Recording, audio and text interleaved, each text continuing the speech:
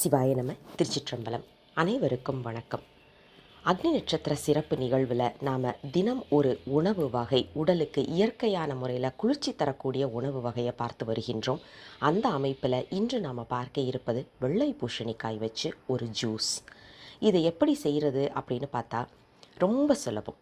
தோல் நீக்கிட்டு துண்டு துண்டாக நறுக்கிட்டு அதை நல்ல மையாக அரைச்சி அதை வடிகட்டி எடுத்துட்டு அதில் கொஞ்சோண்டு மிளகு, கொஞ்சமாக உப்பு, ஒரு 4-5 துளி எலுமிச்சம்பழ சாறு இதை போட்டு நல்லா கலந்துட்டு காலையில் வெறும் வயத்தில் குடிச்சிட்டு வந்தாக்க உடலுக்கு பலவேறு நன்மைகள் இருக்குது.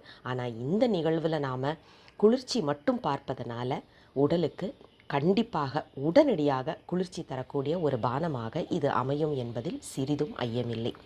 மீண்டும் அடுத்த பதிவோடு விரைவில் உங்களை சந்திக்கின்றேன். சிவாய நம. திருச்சிற்றம்பலம்.